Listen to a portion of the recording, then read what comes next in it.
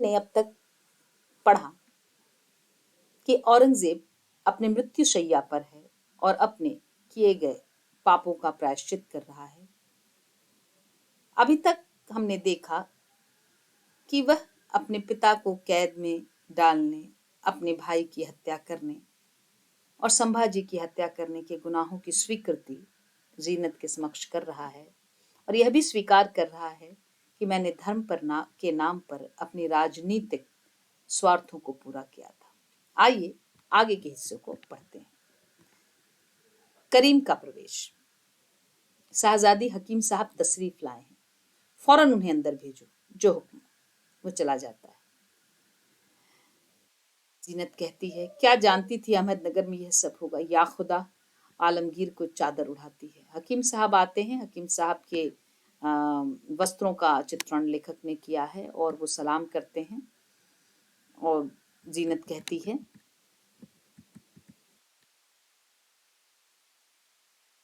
आलमपनाह को होश नहीं हकीम साहब।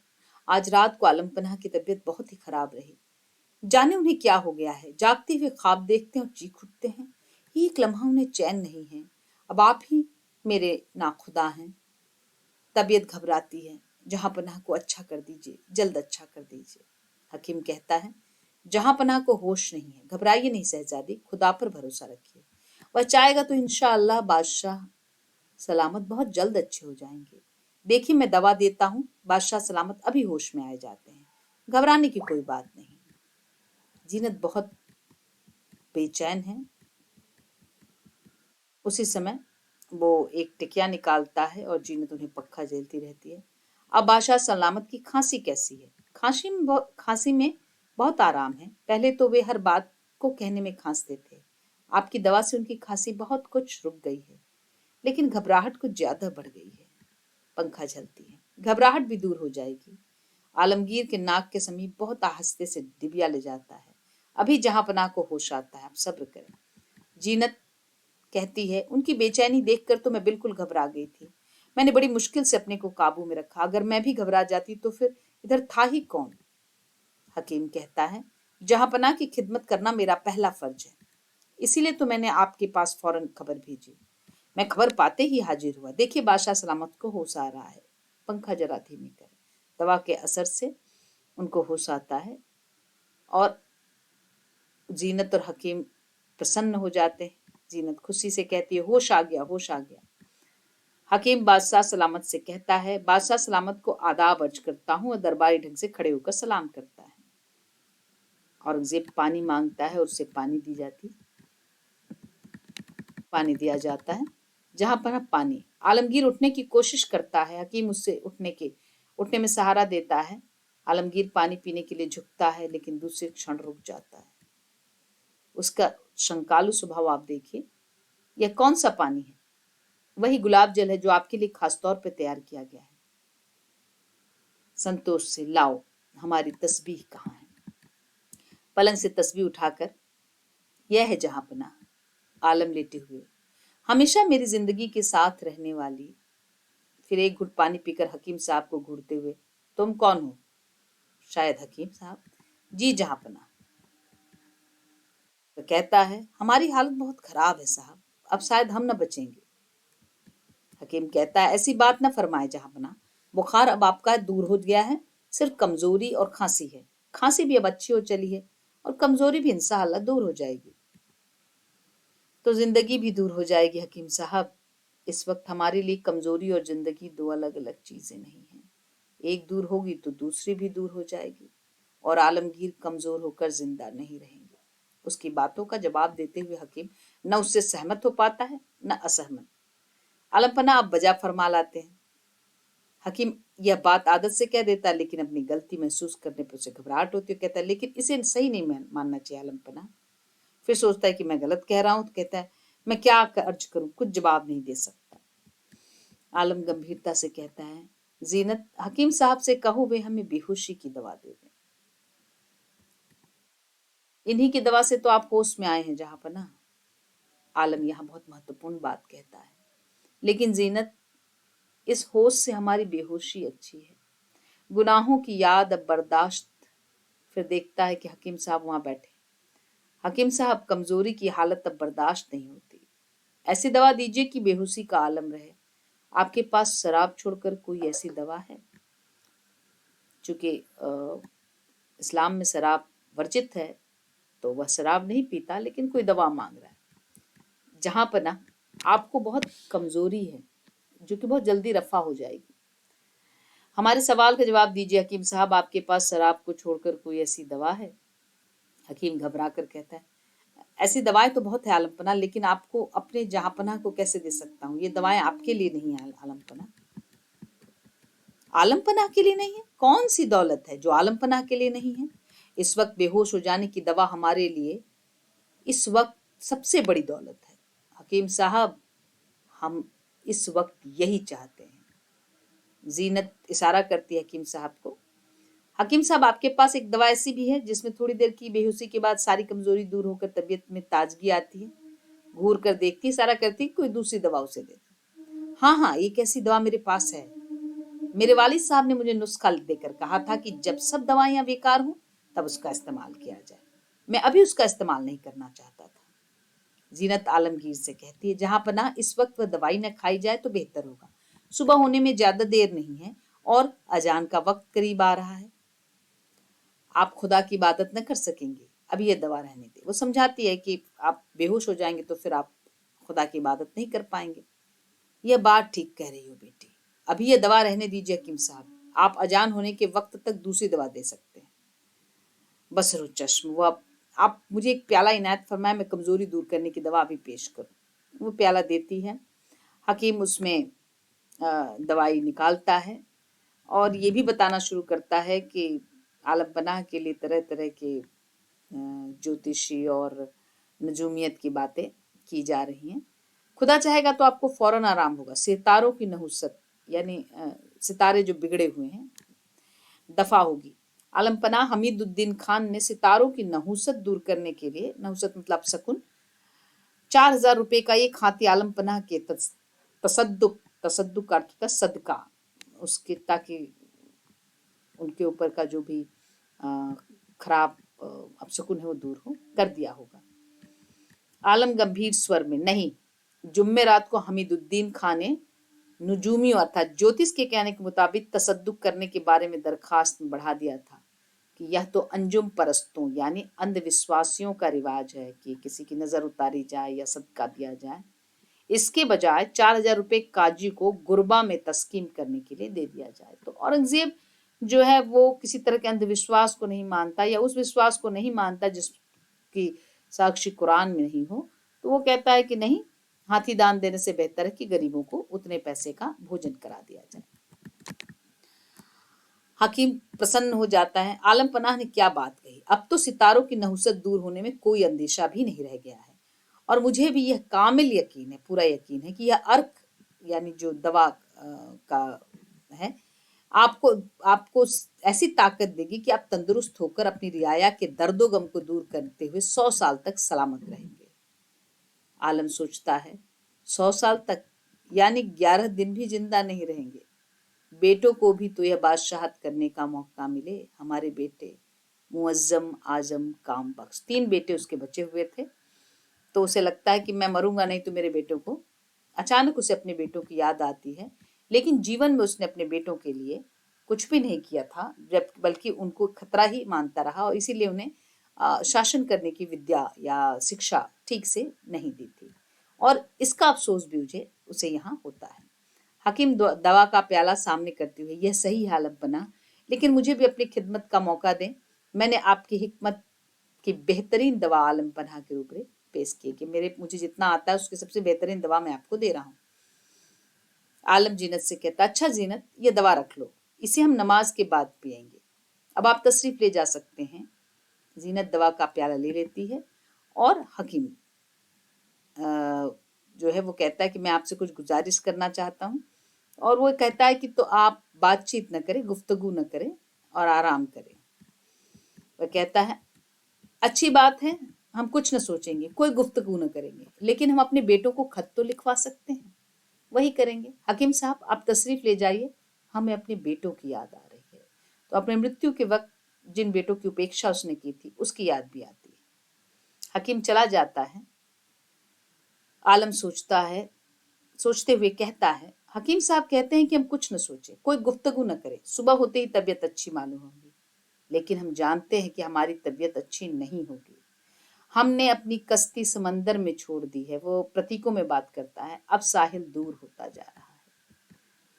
जीनत कहती है, तबीयत में घबराहट होने की वजह से आलम पनाह ऐसा फरमा रहे हैं। अब आपकी तबीयत तो अच्छी होने जा रही है। हकीम साहब की दवा बहुत मुफीद साबित हुई है। देखिए आपकी खांसी को कितना फायदा पहुंचा है। आलम जोर देकर कहता है, बेटी तुम नहीं समझी जीनत। जिस तरह सुबह होने से पहले रात और भी सुनसान और खामोश हो जाती है, उसी तरह मौत से पहले हमारी सारी शिकायतों का शोर खामोश हो गया है। अब हमारा आखिरी वक्त करीब है। जीनत चाहे उसे जितना आश्वासन दे, लेकिन औरंगजेब को यह आभास है कि ये उसकी आखिरी रात है।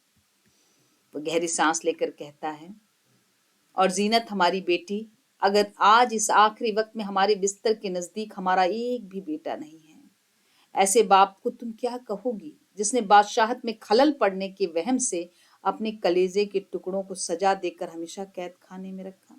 ये अपना अगला अपराध स्वीकार कर रहा है। वह अपने नजदीक आने भी नहीं दिया। हमारे कैदी बच्चों, तुम बदकिस्मत हो जो आलमगीर तुम्हारा बाप है। तुमने कोई और गुनाह नहीं किया। तुम लोगों का सिर्फ यही गुनाह है कि तुम औरंगजेब के बेटे हो। आज तुम्हारा बाप मौत के दरवाजे पर पहुंचकर तुम्हारी याद कर रहा है। मुअज्जम आजम काम बख्श। जहां पना, मैं उन लोगों तक आपकी ये मोहब्बत भरे अल्फाज जरूर पहुंचा दूंगी। आजम आलम कहता है, हम अपनी कब्र में तुमको दुआ देंगे बेटी। हम खुद अपने बच्चों को खत लिखाना चाहते हैं।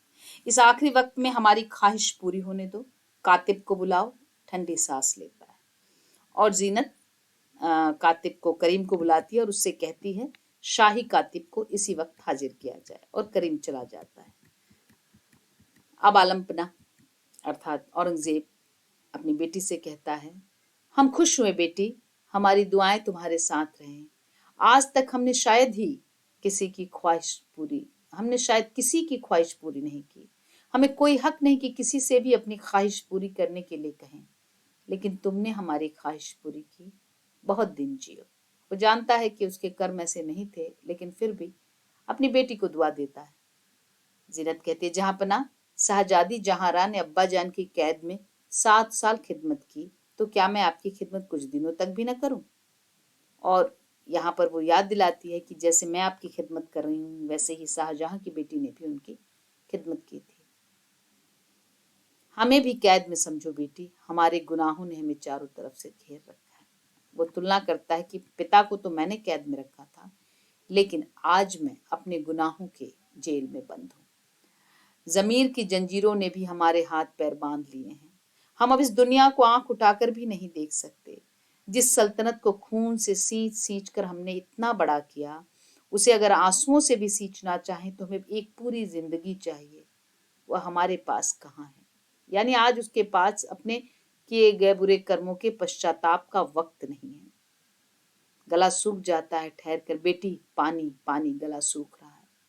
उसे पानी पिलाती है और कहती है कि आप आराम करें।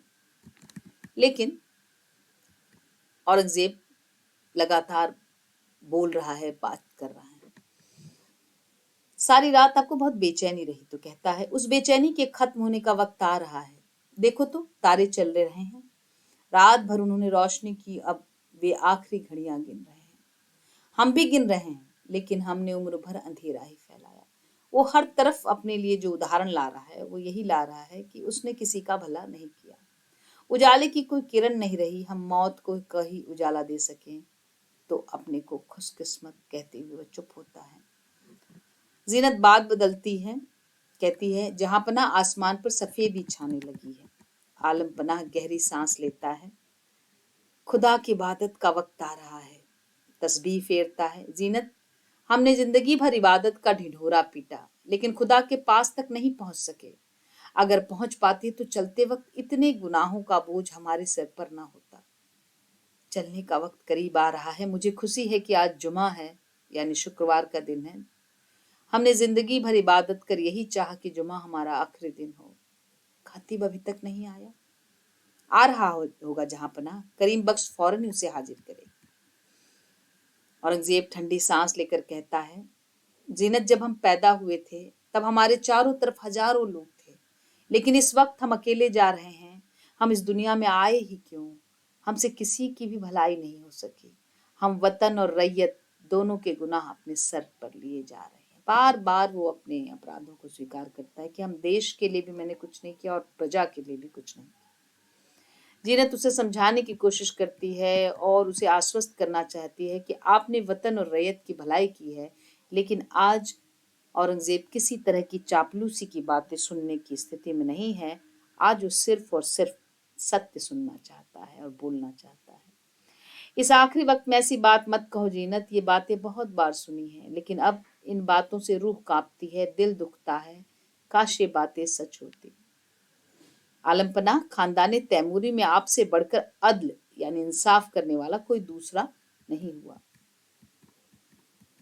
आलमपनाह कहता है, और उस अदल में हमने अपनी मुराद पूरी की। और मुराद शब्द याद का उच्चारण करते ही उसे अपने भाई की याद आती है।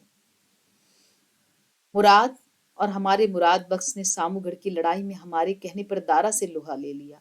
कितनी हैरत अंगेज जंग थी वह।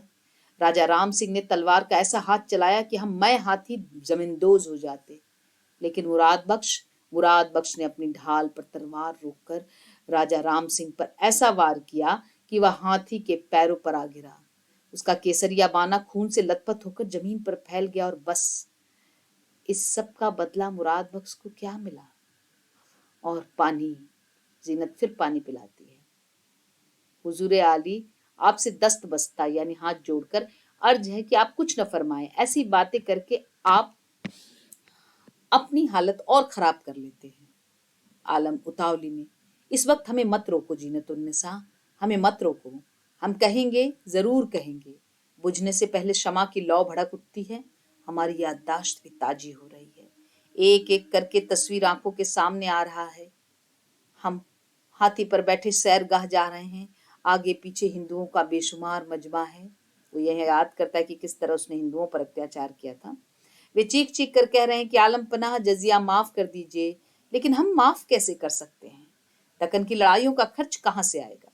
यानी साफ साफ लेखक ये बताना चाहता है कि लड़ाई के लिए ही उसे पैसे चाहिए थे, जिसकी वजह से उसने धर्म का नाम लेकर जजिया कर लगाया था। वे लोग हमारे रास्ते पर लेट जाते हैं, हमारा हाथी आगे नहीं बढ़ रहा है। हम गुस्से में आकर पहलवान को हुक्म देते हैं, इन कमबख्तों पर हाथी चला दो। हाथी आगे बढ़ता है और सैकड़ों चीखें हमारे कानों में पड़ती हैं। हम हंसकर कहते हैं, काफिरों, तुम्हारी यही सजा है, जजिया माफ नहीं हो सकता। जीनत उस क्रूर घटना को सुनकर अंदर से हिल जाती है। वो जानती है, लेकिन उसका वर्णन करके सुनती है तो वो घबरा जाती है। कहती है, उसकी आंखों में आंसू आ जाते हैं। आलम पनाह लेकिन एक आवेश में बोलते जाते हैं, आज वह हाथी हमारे सामने झूम रहा है। मालूम होता है वह हमारे कलेजे को चूर चूर करता हुआ जा रहा है। जीनत, हमारा कलेजा टुकड़े टुकड़े हुए जा रहा है। इसकी दवा तुम्हारे हकीम साहब के पास नहीं है। आलम शाह, आप यह दवा पीजिए, इस दवा से आपको बहुत फायदा होगा। वो चाहती है कि दवा पी ले। जिंदगी भर हमने खून का जाम पिया है, उसे दवा का जाम क्या फायदा करेगा? इसे फेंक दो जीनत, उसी खिड़की की राह फेंक दो। आलम पनाह, यह दवा और वो, हम अब भी हिंदुस्तान के बादशाह हैं, हमारे हुक्म की शमशीर अब भी तेज है। फेंको यह दवा। जीनत खिड़की की राह से वह दवा फेंक देती है, क्योंकि उसके पिता का हुक्म है, उसे मानना ही है। खुश होता है, हम खुश हुए। सोचो, जो दवा हकीम ने नहीं चखी वह दवा हमारे काम की नहीं है। और आप देखिए कि इस आवेश और व्याकुलता की स्थिति में भी उसने ये याद रखा है कि हकीम ने उस दवा को चखा नहीं था। अहमदनगर का हकीम आगरे और दिल्ली का हकीम नहीं है, तो जहां पना वह दवा मैं चख लेती। जीनत, जिंदगी भर हम अपने ही मकान में आग लगाई है, मरते वक्त अपनी बेटी को भी मौत का जाम चखने देते। क्या हम हकीम को दवा चखने का हुक्म नहीं दे सकते थे? लेकिन अब दवा पर हमारा भरोसा नहीं है। जीनत, दुआ पर भरोसा है। हमारे लिए दुआ करो, हमारे लिए दुआ करो। वो जानता है कि उसने जो अपराध किए हैं उसका दंड उसे मृत्यु के बाद मिलना ही है। इसलिए वह चाहता है कि उसकी बेटी उसके लिए दुआ करे। और वो दुआ करती है। उसी वक्त करीम आता है और बताता है कि कातिब आ चुका है। औरंगजेब बहुत खुश होता है। क्या कातिब आ गया? आ गया, इसी वक्त उसे हमारे रूबरू हाजिर करूँ। रूबरू मेरे सामने। हमारे पास ज्यादा वक्त नहीं है। जो हुक्म बोलकर चला जाता है। कातिब आ गया बेटी, काश यह हमारी जिंदगी की दास्तान बड़े हरफों में दर्ज करता। हमारे बेटों के लिए यह बहुत बड़ी नसीहत होती। आलमगीर के आखिरी वक्त में सच्ची जिंदगी पैदा होती। वो अभी स्वीकार कर रहा है कि आखिरी वक्त में मुझे जाकर समझ में आ रहा है कि सच्चाई क्या होती है। ला इलाहा इल्लल्लाह मुहम्मदुर रसूलुल्लाह। वो लगातार वो मंत्र पढ़ रहा है। जीनत आंखों में आंसू भरकर, अब्बा जान रो मत बेटी, हम खुश हैं कि तुम हमारे पास हो। आखिरी वक्त में अपनी बेटी की आवाज से हमारी कब्र में फूल बिछ जाएंगे। उसके आंखों के कतरों से हमारे सारे गुनाह धुल जाएंगे। हमारी बेटी जीनत उसका हाथ अपने हाथ में लेता है।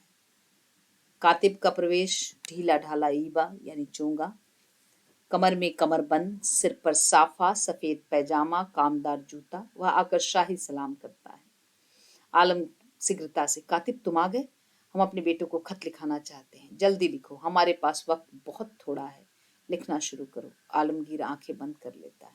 कातिब सिर झुकाकर, जी इरशाद। और वो लिखने की मुद्रा में बैठ जाता है। थोड़ी देर तक तो औरंगजेब चुप रहता है, फिर कहता है, सलाम वालेकुम आजम।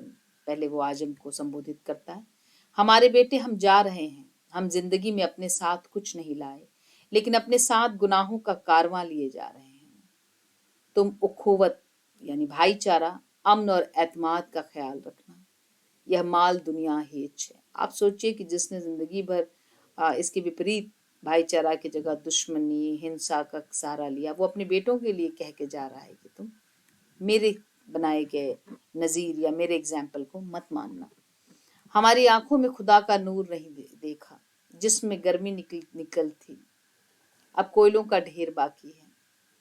हाथ पैर सूखे दरख्त के साखों की तरह सख्त हो रहे हैं और कलेजे पर मायूसी की चट्टान रखी हुई है। खुदा से दूर हूं और दिल में कोई सुकून नहीं है। हमारे लिए कौन सी सजा होगी, यह सोचा भी नहीं जा सकता। खुदा की रहमत पर हमारा पूरा यकीन है, लेकिन हम अपने गुनाहों का बोझ कहाँ ले जाएं। अब हमने समंदर में अपनी कश्ती डाल दी है। खुदा हाफिज। और वो स्वीकार करता है कि मेरे लिए भी जहन्नम ही है, क्योंकि मैंने जो अपराध किए हैं उसकी सजा तो मुझे मिलनी ही। उसकी ये बातें सुनकर जीनत वहां रोती हुई बैठी रहती है। अगला नाम लेता है, काम बख्श हमारे बेटे। हम अकेले जा रहे हैं, तुम बेसहारे हो, इसका हमें मलाल है, लेकिन इससे क्या फायदा। जो सजाएं हमने दी हैं, जो गुनाह हमने किए हैं, जो बेइंसाफियां हमने की हैं, इन सब का अंजाम हम अपने आगोश में लिए। हम तुम्हें खुदा पर छोड़ते हैं। अपनी माँ उदयपुरी को तकलीफ मत देना। मैं रुखसत होता हूँ, अलविदा।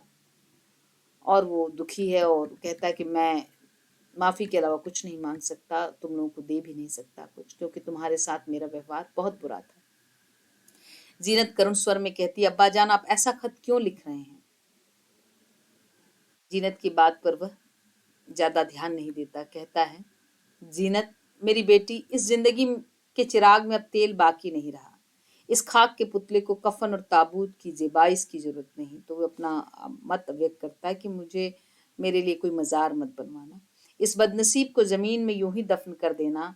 इस मुस्ते खाक को पहली ही मंजिल पर सुपुर्दे खाक किया जाए, यानी जमीन पर ही। हमें खुशी होगी अगर हमारी कब्र पर कुदरती सब्ज मलमल की चादर बिछी हो, यानी उसके ऊपर किसी तरह का पत्थर या संगमरमर न लगे, बल्कि खुला हो। आ जाही हमारे गुनाहों को बख्श दीजिए, दारा सुजा मुराद। और वो अपने पिता से, अपने भाइयों से क्षमा मांगता है। इस समय बाहर अल्लाह अकबर की अजान होती है। आलमगीर ध्यान से सुनता है। उसके होठों में कुछ स्पंदन होता है, फिर झटके के साथ सिर उठाकर अजान की दिशा में नेपथ्य की ओर देखता है। तस्बीह फेरते हुए, अल्लाह अकबर बोलते हुए उसका सर तकिए से झटके से गिर पड़ता है। जीनत चीख पड़ती है, आलम पनाह अब्बा जान। कोई जवाब नहीं मिलता। बाहर अजान होती रहती है। जीनत अपने आंचल से आंसू पोंछती हुई आलमगीर का मुंह सिराहने पड़े हुए रेशमी कपड़े से ढक देती है और आलम पनाह की मृत्यु हो जाती है। इस तरह यह नाटक समाप्त होता है और इस नाटक में औरंगजेब ने अपने जीवन में लगभग 90 वर्षों में जो कुछ किया उसका एक फ्लैशबैक लेखक ने दिखाया है और साथ ही साथ बहुत महत्वपूर्ण बातें यहाँ पर उपस्थित की हैं। हम आगे के वीडियो में इसकी आलोचना करते हुए इस पर चर्चा करेंगे। धन्यवाद।